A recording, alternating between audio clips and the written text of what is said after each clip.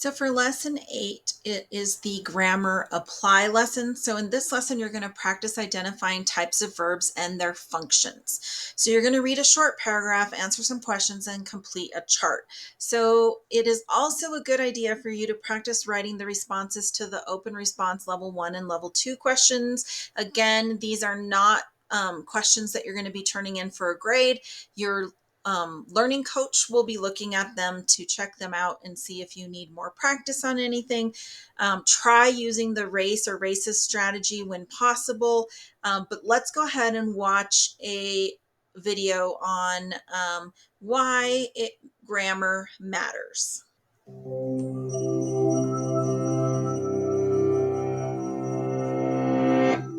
You're telling a friend an amazing story, and you just get to the best part when suddenly he interrupts. The alien and I, not me and the alien. Most of us would probably be annoyed.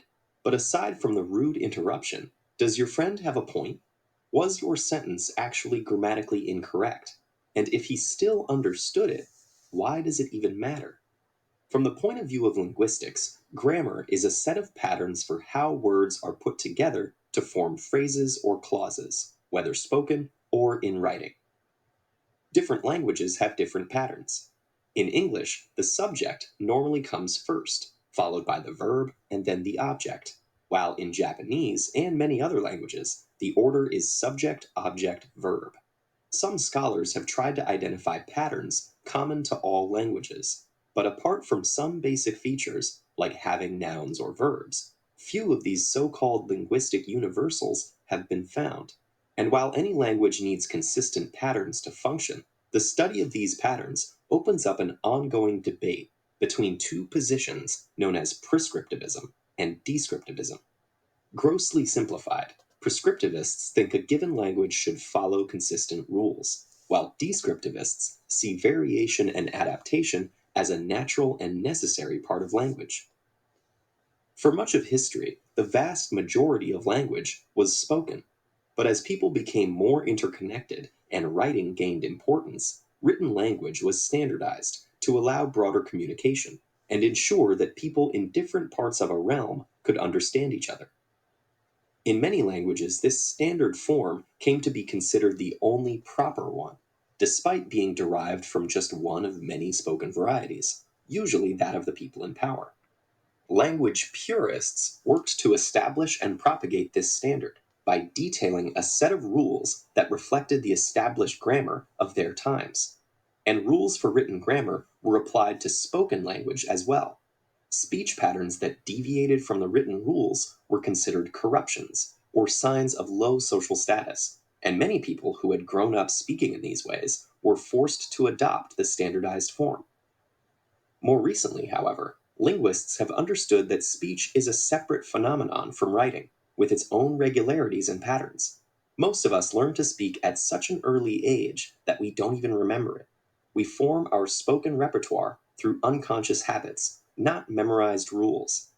And because speech also uses mood and intonation for meaning, its structure is often more flexible, adapting to the needs of speakers and listeners.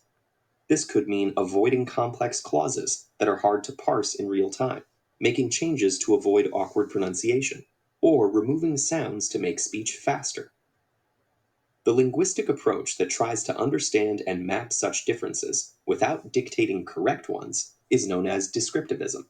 Rather than deciding how language should be used, it describes how people actually use it and tracks the innovations they come up with in the process.